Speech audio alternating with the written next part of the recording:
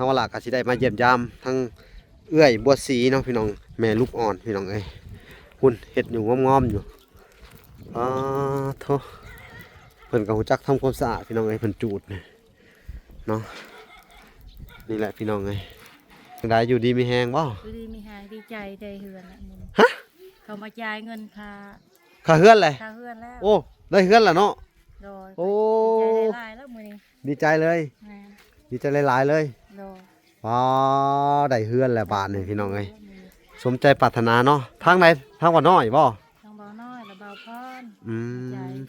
ยังข้างอยู่ยังอยู่2 ล้านมันบ่แม่นอยู่2 ล้านเดี๋ยวมื้ออื่นกระทั่งเวลาก็สิมาแจ้งข่าวดีนํอีกเด้อกับผู้ที่ทางอันเอ้ยดวงหั่นแหละเด้อเพิ่นก็ว่าให้เวลาสั่งเตียงมาให้เจ้าหน่วยนึงเด้อแล้วก็สิซื้อผ้าบัดมาก่อนเนาะมาอ้อมตัวนี้ในเมื่อเฮาได้แล้วเนาะสิซื้อผ้าบัดมาอ้อมมันนี่สิเบิดอยู่สิเอาผ้าบัดอันใหญ่ๆมาอ้อมเนาะเพิ่นสิอ้อมแต่หุ่นมาพี่น้องนี่อ้อม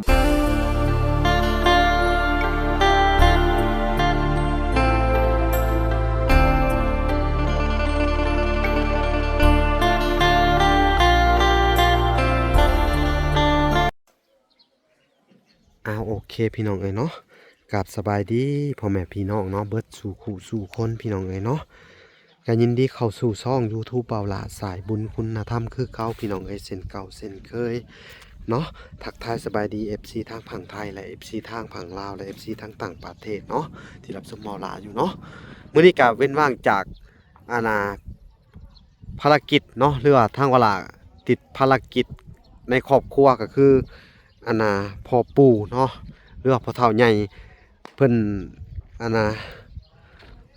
ได้เสียชีวิตเนาะก็เลยไปลาเวียกลางานไปพี่น้องเอ้ยเนาะก็เลยว่าบ่ได้มาหลายมื้อแล้วพี่น้องเนาะเป็นเรื่องจำเป็นในครอบครัวเวลาก็ต้องช่วยครอบครัวพี่น้องเอ้ยแล้วก็เลยบ่ได้เข้ามาหาทางซุเพิ่นนี่ก็2-3 มื้อพี่น้องเอ้ยเนาะทางเวลาก็สิได้มาเยี่ยมยามทั้งเอื้อยบัวสีเนาะพี่น้องแม่ลูกอ่อนพี่น้องเอ้ยหุ่นเฮ็ดอยู่งอมๆอยู่โธ่เพิ่นก็ฮู้จักทำความสะอาดพี่น้องเอ้ยเพิ่นจูดเนาะนี่แหละพี่น้องเอ้ยเรามาเยี่ยมมายามเพิ่นก่อนพี่น้องเนาะหลังจากเสร็จสิ้นภารกิจพี่น้องเอ้ยส่งสการพ่อปู่เสร็จแล้วทางเวลากะนี่แหละได้มาเยี่ยมมายามเพิ่นนี่แหละคิดฮอดคิดถึงเพิ่นอยู่สบายดีโอ้บ่ได้เจอกันเนาะ2-3 มื้อเป็นจังไดอยู่ดีมีแฮงบ่อยู่ดีมีแฮงดีใจได้เฮือนละมึงฮะเขามาจ่ายเงินค่าเฮือนเลยค่าเฮือนแล้วโอ้ได้เฮือนแล้วเนาะโอ้ดีใจหลายๆแล้วมื้อนี้ดีใจเลยดีใจหลายๆเลยได้เฮือนแล้วบาดนี่พี่น้องเอ้ยสมใจปรารถนาเนาะทางไหนทางบ่น้อยบ่ทางบ่อน้อยและบ่าวพรยังข้างอยู่ยังอยู่2 ล้านมันบ่แม่นอยู่2 ล้านเดี๋ยวมื้ออื่นทางเวลาก็สิได้สมทบเข้าไปเงิน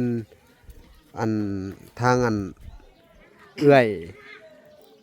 จากประเทศไทยเด้อทางเอื้อยดวงตะวันเนาะเพิ่นก็สมทบมาเกี่ยวกับซื้อดินนั่นแหละแต่เวลาก็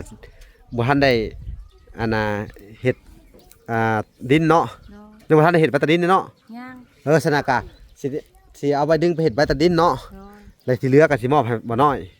เนาะทำบ่พอเท่าใดก็ได้ให้เพิ่นจัดการหันเนาะนั่นแหละทางเวลาก็ติดข้างภารกิจเพิ่นไว้อยู่พี่น้องเอ้ยเนาะโธ่ดีใจนำเขาร่ำรวยตานาโดยดีใจเนาะโอ้จะโอ้โธ่ก็เป็นข่าวดีพี่น้องเอ้ยก็จนว่ายังบ่ได้ตื่นเต้นนั้นเพิ่นอยู่พี่น้องเอ้ยนี่เนาะสบายใจแล้วเป็นบุญของตัวเองพี่เชื่อรักษาความสะอาดแล้วบ้านนี่รักษาความสะอาดเด้อบัดนี้ซึ่งไปใช้นะซึ่งไปนี่แล้วก็ไปเฮ็ดหัวอัดอยู่หั่นเด้อแล้วเปิดตัวนี้หัวเด้อนี่มาเปิดอยู่นี่เปิดหัวตัวนั้นก็เฮ็ดสวนเด้อตัวนี้เขาเฮ็ดแล้วก็เจ้าบ่ต้องมางนี่จะสิบอกให้มาพี่สู้แดนเจ้าใช้มานี่มันบ่นี่แม่นบ่นี่ไปหั่นเนาะเจ้าก็แค่นี่เด้อสิบอกให้เด้อเจ้าก็เฮ็ดหัวปานนี้เด้อแล้วต้นนี้ก็เฮ็ดประตูเข้าสวนนี่แล้วก็เฮ็ดอัดอยู่หั่นเนาะดีเลยพี่น้องเอ้ยโธ่ บ้านนี้ขี้แกบมันนี่ก็หาดังพื้นดังไฟใส่มันก็เป็นผุ่นเป็นพลอยแล้วก็ปลูกมักพริกมักเขือปลูกได้กินเลยสบายเลยตัวนี้มะฮุ่งก็ยังเป็นเนาะ มาเป็น อ๋อโทษได้ดินปลูกพังได้หน้าบ้านงามๆติดถนนเนาะนี่พี่น้องเอ้ยคักแลโอ้ดีใจนำเด้อ ขอดีใจหลาย ดีใจแล้วบัดนี้เนาะอ๋อกับผู้ที่อยู่กระทั่งเวลาก็สิมาแจ้งข่าวดีนำอีกเด้อกับผู้ที่ทางอันเอ้ยดวงหั่นแหละเด้อเพิ่นก็ว่าให้เวลาสั่งเตียงมาให้เจ้าหน่วยหนึงเด้อแล้วก็สิซื้อผ้าบัดมาก่อนเนาะมาอ้อมตัวนี้ในเมื่อเฮาได้แหละเนาะ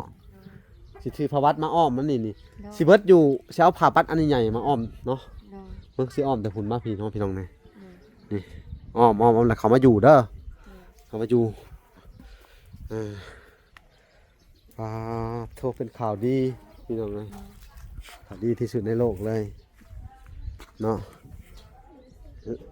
เมื่อได้แล้วก็ยังเหลือพืชอีกบาทนี่เนาะ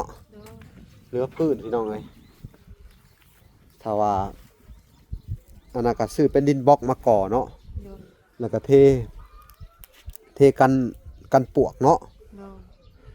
เทกันปวกแล้วก็เห็ดไม้เส้นขึ้นเนาะเห็ดไม้เส้นขึ้นไปแล้วก็ถ้าบ่มีอันพาไม้แป้นก็เอาพาไม้เหี้ยเอาเนาะก็ได้บ่ถ้ามันมีพาแถบพากระดาษเด้แอมก็ได้อยู่ได้เนาะก็อยู่ได้อยู่เนาะโดยมีแต่ว่าเฮาระวังปวกนี่แหละเนาะไม้นี่มันเป็นไม้จิกไม้หยังนี่ได้ดีได้เสานี่เนาะเพิ่นเฮ็ดนี่จักปีเฮ็ดหงสีนี่ได้บ่ 5 ปี5 ปี 5-6 ปีเนาะโอ้ตั้งแต่ส่วนยุงเทพเนาะพุ่นเจ้าของเพิ่นเว้ามาตั้งแต่ยุงเทพเพิ่นว่าถ้าบ่จำเป็นอันนี้แหละเราบ่ขายได้นี่เนาะเจ้าของเรานี่ก็ได้เนาะต้องไปปิ่นไปปัวเจ้าของพี่น้องเอ้ยก็ถือว่าเพิ่นลดให้แม่นบ่จากตะกี้เพิ่นจะขาย 30,000 เนาะเพิ่นลดมาเป็น 11,000 บ่หรืออะไรหรือ 20,000 ประมาณ เท่าใด 10,000ปลายบ่10,000เท่าไหร่ 10,000ปลาย 11,000บ่ 20,000 21,000ฮอดบ่นี่ ฮอดแล้วกะว่าเอ้ามันถูกเท่าไหร่ทางเบิดเพิ่นว่า 12 ล้าน เพิ่นจะขาย12 ล้านเนาะเพิ่นลดลงมา เขาสิขายหลายกว่านั้น แต่ว่าขอลำเขา ขอ 30,000พุ่นเราสิขาย ขอแล้วขออีกเนาะเจ้าแล้วมาขอเองเนาะ ขอเองต่างหาก บ่น้อยมาขอเนี่ย พรมาขออีกราคา โอ้เนาะ เขาก็เจ็บโซ่กัน เนาะ สิปัวก็ตอ ม เราเป็นพยาธิทุกอย่าง เป็นพยาธิทุกอย่าง แม่นทั้งแนวมาคลังทั้งกระเพาะลำไส้ทั้ง ไตเตย ยังครบ ครบเลย ครบในตัวเรา โอ้พี่น้องเอ้ย เขาก็จะสิเป็นใดๆต่อไปอนาคต การ สิปัว จักว่าแหละเฮาแนมบ่เห็นอนาคตเนาะ ถ้าเกิดว่า มันขึ้นอยู่ครับอันโชควาสนาเฮาอลิได้ตัวเนี้ยดวงชะตาเนาะบ่เจ็บบ่เป็นนี่คือลาภอันประเสริฐเพิ่นว่าเนาะบ่มีพยาธิพะเยาค่ะคือลาภอันประเสริฐได้พี่น้องโชคลาภแหละที่ดีที่สุดแหละเนาะ โดย จะสิว่าจังได๋ ผู้สิขายแต่ว่าก็ไม่แม่น หึ ผู้สิขายแปลนในใหม่ แป้นไม้ แม่ แป้นแอมเฮือนนี่บ่อืม มีเงินซื้อ จักสิว่าจังไดเด้อเฮาว่าล่ะกะงบก็มีอันนั้นเล็กๆน้อยๆเนาะ โดย เฮาก็ค่อยเป็นค่อยไปนี่แหละคำว่าได้ซำใดก็เอาซำนั้นเนาะแต่ว่าจักสิว่าจังไดพี่น้องเอ้ยมันงบมันมีเท่านี้เนาะเฮาก็อยากช่วยเพิ่นอยู่ดอกแต่ว่ามันบ่มีเนาะถ้าว่าได้ซำนี้ก่อนก็คอยอยู่ไปนี่แหละเดี๋ยวสิแอมพาแถบให้เด้อแอมเวลาพาแถบดอกสิไปเอาผ้าบัดดำๆนี่แหละก็เป็นจุดประสงค์ของทางอันเอ้ยดวงตะวันเด้อจากทางประเทศไทยโอ้ยเพิ่นก็ เลยลงตะวัน โดย ลงตะวัน เพิ่นพากมาให้อันน่ะอีก 2,000 บาท เนาะ ขับใหญ่เด้อ มาซื้อเตียงน้ำแน่เพิ่นว่าล่ะที่เหลือซื้อเตียงกะ เลยลงตะวัน อือ อายุดีมีแห้งเด้อเจ้าที่พากให้คอยให้ร่ำให้รวย ให้มีความสุขความเจริญสาธุให้ทุกรางวัลที่หนึ่งเลยดวงตะวันมัน โดย เหมือนกันเด้ออยู่ดีมีแห้งสุข สา ภาพ ธุ แข็งแรง อืม เนาะเอาสู้ๆต่อไปดีใจนำเด้อ โอ้ยก็ดีใจเลยนะ อืมโดยปกติก็อกใจมีลูกน้อยนำจากที่อยู่ใส่อยู่นำเอ้ยน้องเขาก็ไล่ลงอีกเขายังประทันมาในเมืองไทย เอ้ยน้อง เพื่อนเพิ่น เอ้ยน้องหลายได้อเนาะของเจ้า แม่ เนาะ นไล่ อืม ก่อนอยู่เขตเข้าแหละแต่นี่ก็ได้เข้าตัวเองแล้วดีใจเลยล่ะ ดีใจเนาะ แม่นดีใจ โอ้ยถือว่าโอเคแล้วสำนี้ โดย ถ้าเกิดว่าได้เป็นนั่นอ่าแป้นแอมแล้วก็ต่อไปก็อนาคตต่อไปก็ขายเครื่องก็ได้ได้อนี่เนาะ โดย อืมเอาสบายดี สบายดีไหมลูก น้องเมย่ากับโบย่าบ่โบย่ากับหยังนะ ดีเพชร ดีเพชร โดย เมย่ากับดีเพชรเนาะ โดย วันนี้มา2-3 มื้อพี่น้องเอ้ย3-4 มื้อพุ่นแหล้วเนาะลืมกันแหละ โดยเทิงแล้ว ลืมจำได้อยู่บ่นี่ จำได้ แต่ว่าเฮาลืมสื่อเองพี่น้องเอ้ยลืมสื่อเพิ่นน้องได้ซะไปเอานอน น้องนอน โอ้ ไป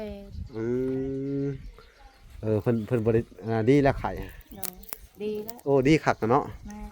อืสบายแน่บัดนี้ โดยฉีดยาแล้ว ซึอันนี้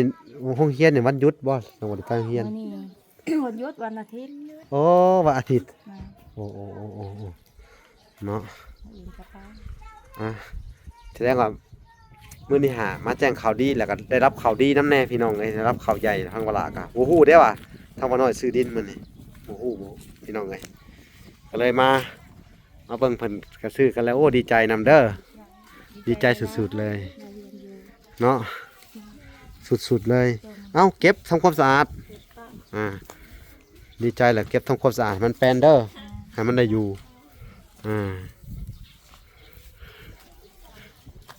พี่น้องเลย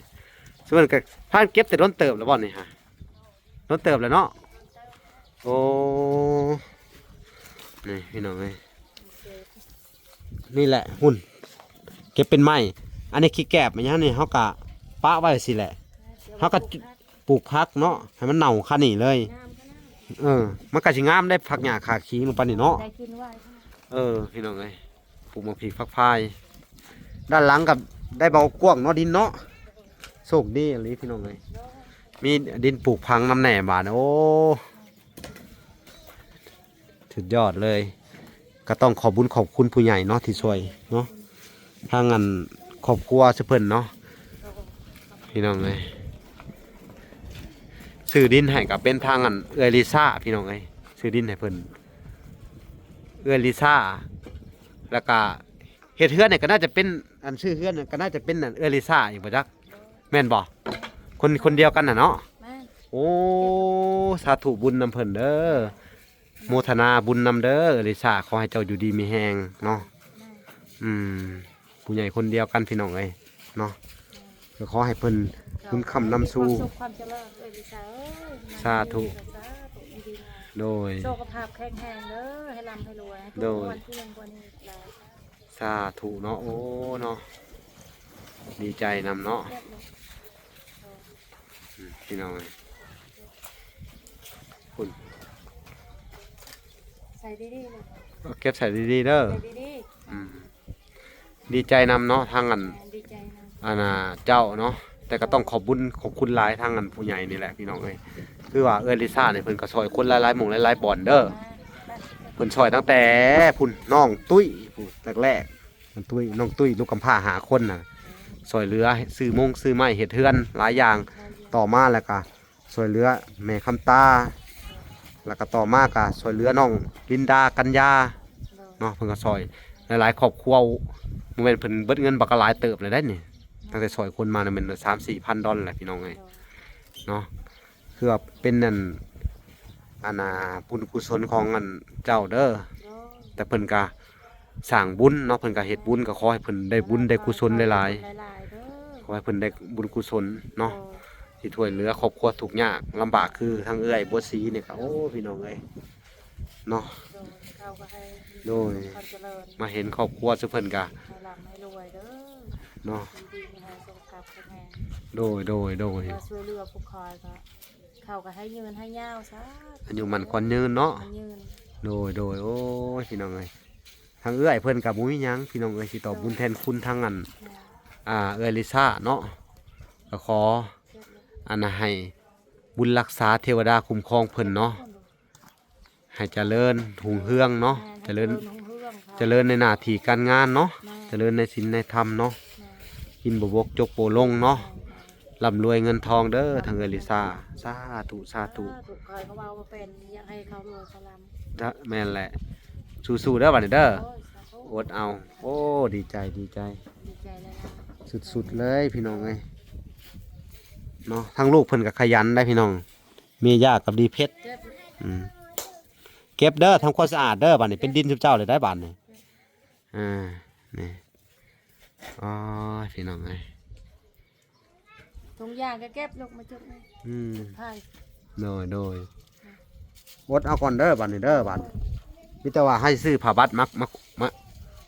าคุมให้ตัวนี้เนาะ โดย คุมเอาเครื่องกลางมันก็ได้มันสิฮ้อนเนาะเฮาคุมในทางตารางเนาะ แม่ ทั้งเทิงให้ปล่อยลมมันหลวงเนาะ แม่บุ้ง อย่ามันฮ้อน เปิดไว้มันหอน เขาคุมทางนอกคนนึงนะครับเตียงก็ตั้งไว้ซั่นแหละ แม่ พากันนอนมีแต่ว่าจงบอลประตูเข้าซื่อ โดย เขาสิเอาผ้าบัดเขียวๆฮะมาอ้อมมันนี่เนาะ โดย อ้อมมื้ออื่นเด้อ โดย สิซื้อเข้ามาแต่เช้าแล้วทางเวลาก็สิได้ไปแจ้งข่าวดีทางอันแม่ตู้ไทย โดย เนาะแล้วก็มื้ออื่นจังสิได้ลำเลียงเข้าของเข้าไปพี่น้องเอ้ยว่าเงินเอ้ยเลยซ่าแหละเด้อ โดย หลังจากที่เวลาทำภารกิจเสร็จเนาะ โดย ก็สิได้เอาเงินเพิ่นไปซื้อเครื่องของมาเท่าถูกให้เราอีกรอบหนึงเนาะในส่วนที่ซื้อที่เหลือก็จะซื้อเป็นมอบเงินให้เพิ่นให้ไปซื้อเพิ่นไปซื้อข้าวสารนั่นแหละว่าทันซะเนาะ โดย อืมปัญหาปัจจัยหลักก็คือข้าวสารนั่นในการกินอยู่เนาะ โดย ถ้ามีข้าวแล้วบ่มีอย่างอื่นก็ยังโอเคอยู่ถ้ามีข้าวกินเนาะมีน้ำกินคำนี้ก็โอเคอยู่เนาะ โดยดีใจละลาย โดยคือเจ้านี่ก็ข้าวสารกันยังเนาะ ย่างยังครึ่งกระติก ฮะ ยังครึ่งกระสอบ นั่นครึ่งกระสอบ แม่ อืมก็ยังครึ่งกระสอบพี่น้องเลยทั้งเวลากะใส่เงินของทางแม่ถอนแก้วตะกี้กะเนาะ โดย นี่พี่น้องเลยทางน้องเพิ่นก็เก็บข้าวของเก็บทำความสะอาดให้มันเบิดเลยนี่เศษไม้เศษแก้วน้ำไหนเด้อ นี่แล้วลูกเก็บใส่กระถาง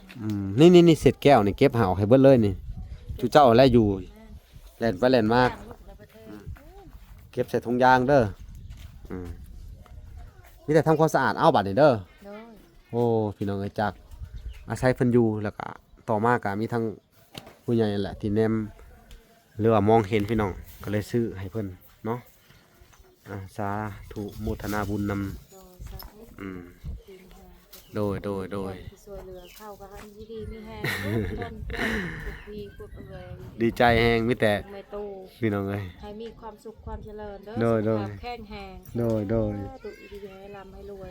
บ่หยังกะ วันที่หนึ่ง บอกพี่น้องเอ้ยแม่นสาธุเพิ่นก็บ่มีหยังที่ตอบบุญแทนคุณพี่น้องเอ้ยมีแต่มือ10นิ้วเนาะนี่แล้วกราบขอบุญขอบคุณเพิ่นเอาทางเวลากะดีมกดีใจหลายก็เว้าหยังบ่ออกพี่น้องเอ้ยเอ้ามีแต่สิให้ทุกเจ้าเด้ออันเก็บกวาดทำความสะอาดไปเนาะทางเวลากะสิได้เข้าไปเยี่ยมยามครอบครัวอันทางอันผู้แหละครอบครัวอันทุกข์ยากเฮือนเพพังๆนั่นแหละพี่น้องเอ้ยจักเฮ็ดจังไดพี่น้องเอ้ยสิเข้าไปเยี่ยมยามเพิ่นก่อนเนาะแล้วก็สิเข้าไปแจ้งข่าวดีเพิ่นนํทางครอบครัวน่ะก็ได้เอาเด้อทางเวลากะสิได้ขอตัวลำลาก่อนพี่น้องเอ้ยคลิปนี้กะพาไปติดตามคลิปตอนต่อไปเนาะคลิปนี้ขอกล่าวคำว่าสบายดีเด้อแล้วก็สวัสดีพี่น้องเอ้ยพอกันใหม่บ๊ายบาย